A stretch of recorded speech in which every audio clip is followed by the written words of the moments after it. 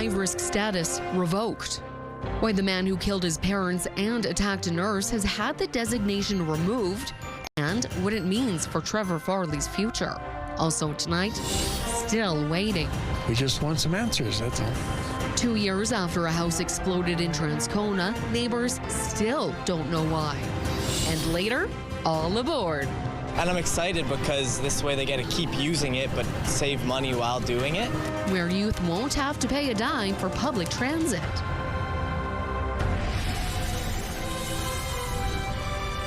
CTV News.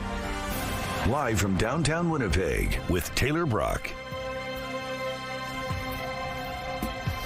A man who stabbed his parents to death and attacked a co-worker has taken another step toward freedom. Good evening and thanks for joining us. Trevor Farley was found not criminally responsible for the attacks, which occurred back in 2021. However, he was also designated a high-risk accused at the time, which gives extra power to a judge to manage his release and prioritizes the protection of the public. Today, that designation was lifted. CTV's John Hendricks explains why. Trevor Farley is no longer considered a high-risk accused. Tuesday, Justice Kenneth Champagne revoked the status for the former nurse who was found not criminally responsible in the fatal stabbing of his mother and father and the stabbing of his supervisor, Candace Swarrick, at Seven Oaks Hospital during a psychotic episode. Ultimately, we say that he made the right decision in this case. Under the HRA designation, patients can be required to stay in a mental health hospital for a longer period of time and require more security. The designation also meant only a Superior Court judge could discharge the patient. As it relates to Mr. Farley, as I said, he consented to the designation originally. We got to the point where a Criminal Code Review Board panel felt that it was no longer appropriate for him. We applied to a judge and the judge agreed. In his ruling, Justice Champagne referenced Trevor Farley's assessment report, which found he has been settled and appropriate throughout his time in hospital. There has been no violence, no aggression, and no bizarre behavior. There are no signs of psychosis, no signs of symptoms of mania. Still, the justice also noted concerns about Farley that came up during his time in care. Staff reported Farley would pace in the dining hall when he finished his meal, rather than remain seated until everyone was finished. When directed to take a seat, one staff member noted Farley would briefly show agitation and roll his eyes. And during a discussion about a change in the hospital's cell phone policy, Farley displayed an angry effect with intense eye contact. In the end, Justice Champagne ruled the evidence fails to demonstrate a high degree of probability that Farley will endanger the life or safety of another person. However, he also told the court, the evidence does support and satisfy me that Farley remains a significant threat to public safety. With or without the designation, there is the supervision and support of the treatment team. That doesn't change. With or without the designation, he's governed by the Criminal Code Review Board. That doesn't change. So all of those safeguards are in place regardless. John Hendricks, CTV News, Winnipeg. Now, as the lawyer for Trevor Farley noted, this change doesn't mean that Farley will leave the hospital tomorrow. Now, she is expecting it will be an extremely long process as he works towards gradual increases in his freedom. A hearing will be held with the Criminal Code Review Board within the next 45 days to set all of Farley's conditions for the next year. Manitoba Workplace Health and Safety is investigating after a roofer fell to his death in Portage the Prairie. It happened Monday morning. RCMP say the man fell 12 to 15 feet off the roof of an apartment block on the 14th Street Northwest. Paramedics provided care to the 25-year-old at the scene. He didn't survive. Police say it appears that the man was not wearing a safety harness. A Brandon man is taking the Winnipeg Regional Health Authority and 3 healthcare workers to court, alleging a combination of drugs he was given has left him without feeling to the lower half of his body. In court documents, Grant Sten says he was transferred to Winnipeg's Health Sciences Centre in 2024 for cancer treatment. He says he was prescribed methotrexate, a chemotherapy agent, as part of that treatment. His lawyer says he was later given given an intravenous antibiotic, which he states is in violation of standard practice because it's known to keep methotrexate in the body when it coming to that point of being toxic. As a result of the alleged drug mix-up, which he says was only realized 2 days later, Stanton says he has no feeling in the lower part of his body, has mobility issues, difficulty sleeping and going to the bathroom, and says he's suffered mentally. He's alleging negligence on behalf of the health authority and 3 of the healthcare workers who were overseeing him and the drugs he was receiving. He's seeking an undisclosed amount for damages and the cost of future care.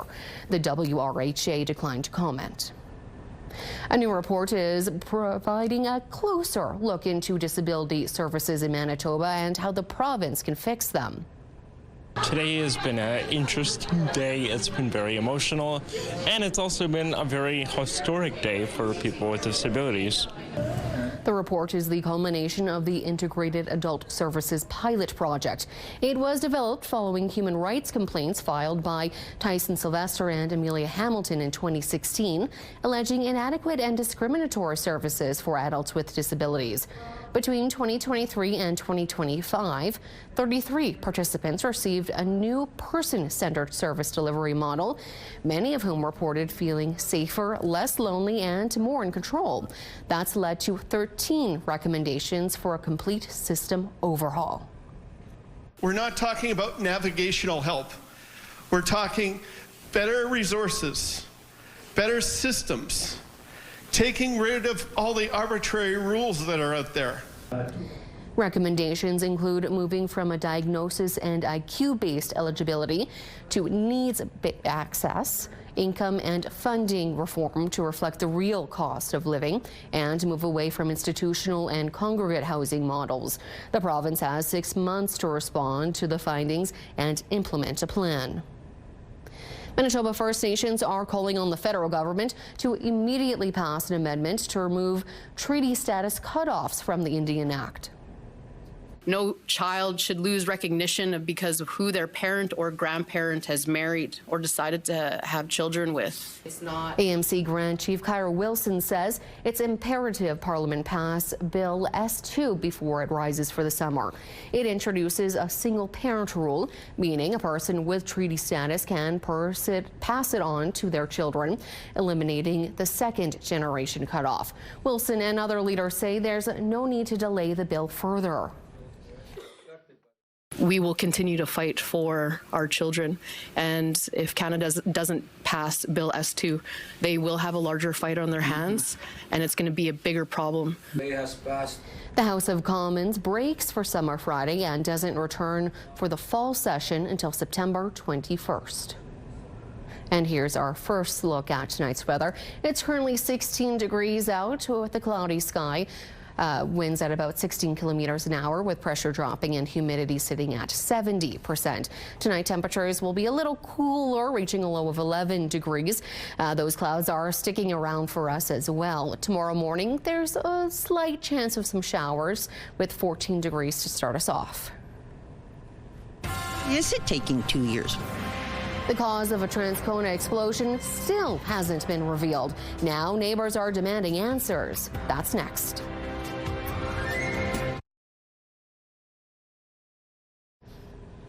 It's been nearly 2 years since a house exploded in Transcona, and still no answers as to what caused the blast. Now, the not knowing is frustrating homeowners who had to pick up the pieces.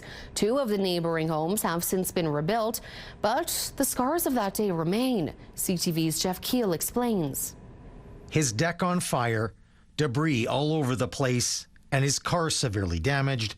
Carl Lent frantically ran from his garage after hearing and feeling 2 large blasts. And I looked, I just couldn't believe what I seen. Like, his house was gone. My deck was on fire. The corner of my house was gone. It was June 26, 2024, when Lent's neighbor's house blew up on Camrose Bay in Transcona. This big kaboom, and the house actually shook. Nearly 2 years later, the residents on this street still have no answers as to the cause of the explosion that traumatized this neighborhood. Why is it taking 2 years? Well, What's going on with that investigation? Don't know what to say. I mean, you should have a decision within 2 years, I would think. Both the Winnipeg Police Service and the Winnipeg Fire Paramedic Service tell CTV News there are no new updates to provide, and the matter remains under investigation. Plus, the lot where the explosion happened remains empty. Both of the houses on either side of the explosion, including Lentz, had to be demolished. New homes have risen from the ashes, but that rebuilding process has taken time. Lent moved into his new place last Halloween. Work is still being done on the neighbors. It just doesn't seem like home yet. So we're making it home. And while everyone here tries to settle in again, it's hard to forget. Like if I hear like a firecracker or any kind of noise, a car backfiring just makes me jump out of my skin. Yeah, I hear a big bang. I still kind of flinch or something. It was, there was two that I'm sure I'll never hear again. Jeff Keel, CTV News, Winnipeg. At the time of the explosion, no one was injured, and the Winnipeg Police Service cautioned the investigation could take months or even longer. An Ontario homicide suspect arrested in Winnipeg last month allegedly made threats towards a local business and the people who work there. It all started May 6th when Ontario Provincial Police found the body of a 61-year-old woman in a southeast Ontario township. Her death was deemed a homicide. During the investigation, police learned the suspect allegedly made threats to a business in downtown Winnipeg and was prepared for a violent confrontation with police. That information was relayed to police here in Winnipeg, who arrested a suspect on West Portage Avenue May 12th. A search of his vehicle allegedly turned up a shotgun, ammunition, and other weapons, along with 3 jerry cans filled with gasoline.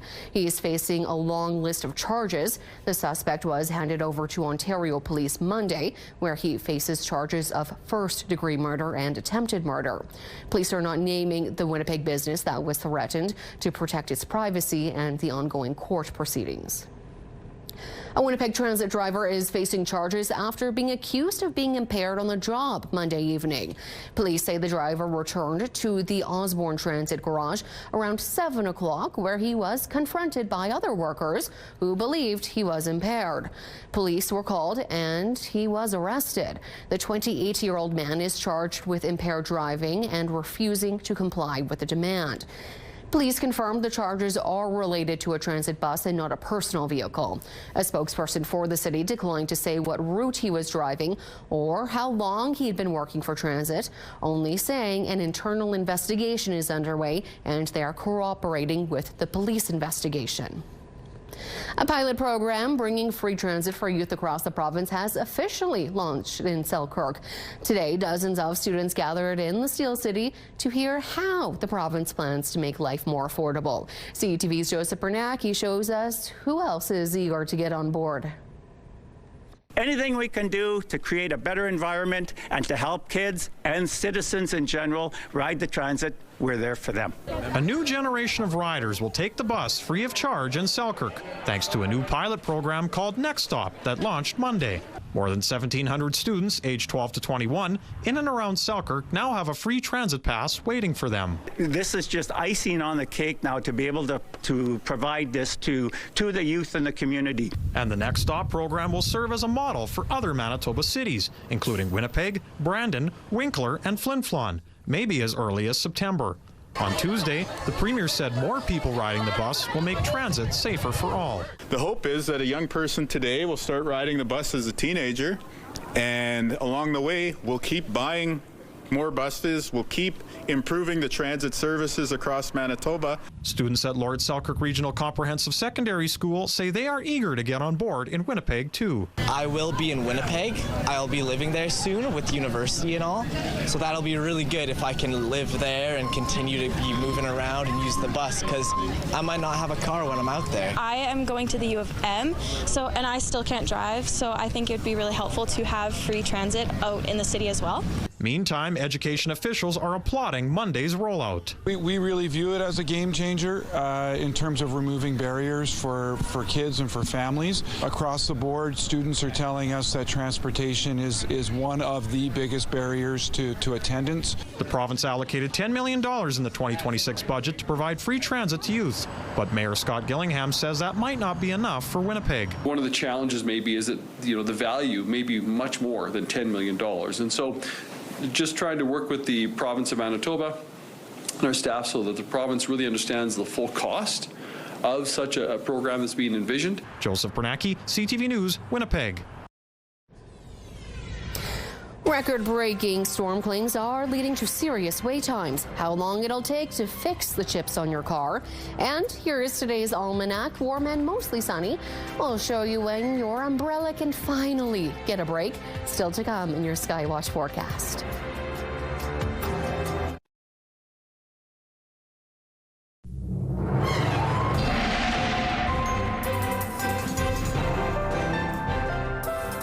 Tonight's Skywatch photo comes to us in the Steinbach area, thanks to Kevin, snapping this photos of the true expression of when the cows come home. You can send your weather photos to Winnipeg Weather at ctv.ca. Now, taking a look over the next couple of days in Manitoba, there is a low chance we could be seeing some showers. We'll chat more about that and what we'll be seeing over the next couple of days in a moment. First, though, let's take a look at the cloud coverage tonight, which is basically what we're going to be seeing across Manitoba tonight and into the early hours of the morning. We are seeing potentially a couple of different spots where scattered showers could be potentially a problem, particularly in northeastern Manitoba and northwestern Ontario. As you can see, there's a system of storms kind of swirling around the area, mostly sticking though in Ontario throughout the day tomorrow. There is a lower risk of some rain falling in places like Brandon tomorrow. We'll chat more about that in just a moment. Right now, we're seeing that in Churchill, fog is a bit of a risk tonight with 0 degrees as your expected low, 5 being the high tomorrow with, as we saw just a moment ago, quite a few clouds in the area. And again, quite a few clouds for folks as well, not just northern, but southern Manitoba as well. We are seeing that tomorrow in the Pond. Flin Flon, 16 degrees is the high as the sun tries to poke out a little. Chance of some rain tonight in places like Brandon and Neepawa. Tomorrow, there's a chance it could stretch a little to Dauphin and Swan River. However, a lower risk of that rain actually falling. Very similar for places like Steinbach and Portage tomorrow. Here in Winnipeg, more likely to be cloudy with a high of 19. And we are seeing tonight in Kenora 12 degrees as your expected low with 20 is the high tomorrow. And a chance of a thunderstorm for folks in that area as well tomorrow. Now here in Winnipeg, we could potentially be seeing some showers on Friday as well, but it's going to be mostly sunny and beautiful over the next few days. It's been nearly a week since extreme weather battered the province, and Manitobans are recovering. Tonight, CTV's Harrison Chin has the latest on the aftermath and a recovery plan from government officials. Gregor Szmudzinski co-owns this vehicle repair shop near Transcona. He says he has never seen this much vehicle damage, all from last week's storm. We got roughly between 30 and 40 calls between me and my partner a day. So he's got 30, I got 30. Brzezinski says they are seeing all kinds of damage from dented hoods all the way to flooded vehicles. 7 vehicles came into his shop Tuesday and 4 on Monday, all related to the storm. A City of Winnipeg spokesperson says the storm period is considered to be between June 9th and 10 a.m. on 11th.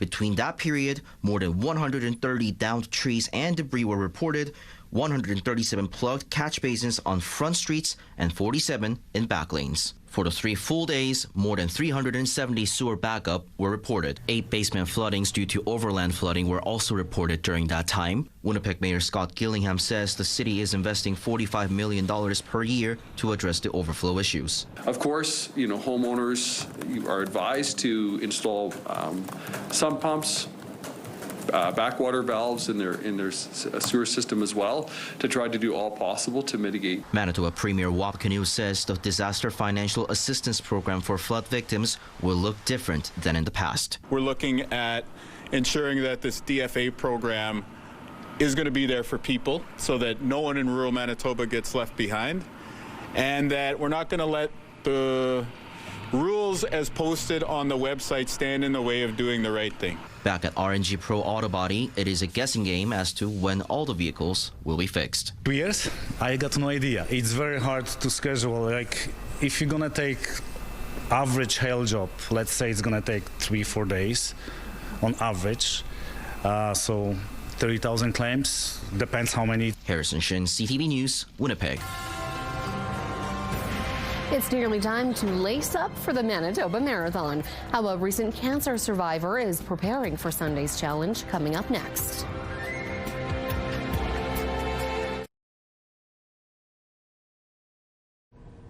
The Manitoba Marathon goes this Sunday, and for one cancer survivor, starting the race means just as much as finishing it. CTV's Danny Halmerson has more on her inspiring journey. Everybody thinks it's about crossing that finish line, and really for me it's the start line and just getting to be here, and every single step that I take is a blessing. Running has been a part of Nick Roque's routine for years, but the pastime became a lifeline after a breast cancer diagnosis 14 months ago.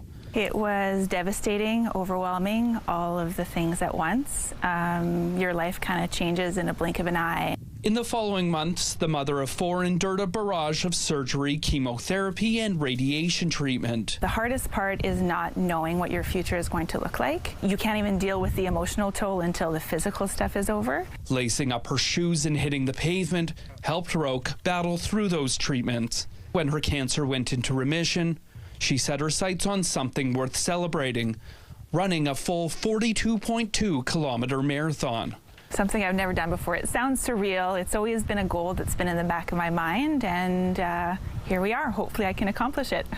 Roque is excited for Sunday's Manitoba Marathon and admittedly a little bit nervous, but she's ready for the challenge. So my mentality was, I can go through chemo, I can get through chemo, and if I can do this, then I can run a marathon. And she hopes her self-titled comeback season inspires other cancer survivors too. You are stronger than you think. There can be beautiful things woven into ugly things, and this marathon is proof of that. Daniel Halmerson, CTV News, Winnipeg. It seems the 2026 World Cup has its first unofficial mascot. Merlin the duck was spotted waddling through the streets of Mexico City after Mexico's opening victory against South Africa last week. Dressed in an official team jersey and socks, Merlin quickly racked up millions of views online, but this duck was already a local celebrity. He's often seen at fairs and events in the city, along with his owner, who sells water and soft drinks from a cart. Still to come, a fairy tale in more than one way. We'll show you why this couple was going on rides in their finest clothes, and we'll break down tomorrow's forecast next.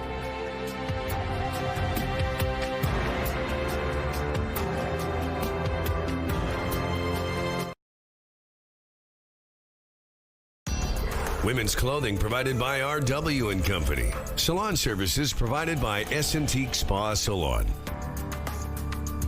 Tomorrow throughout the day, we are expecting a mix of sun and cloud. There is a low chance of showers to start us off. However, we're not really expecting much of a rainfall here in Winnipeg. A little cooler to start us off at 14 degrees, warming up later in the afternoon. A pair of newlyweds are gushing after a wedding in front of friends, family, and hundreds of strangers. On Saturday, Justin Moore and Ashley Hutchison exchanged vows where they had their first date 13 years ago, the Red River X. The lucky couple won the X's Marriage at the Midway contest, celebrating the fair's 75th anniversary and new wedding venue. A horse-drawn carriage ride, Midway passes for 30 people, and a helicopter tour were part of the fun. The couple says they will be forever grateful to the ex, and yes, they are returning for their anniversary. That is it for us tonight. Thank you for watching, and good night.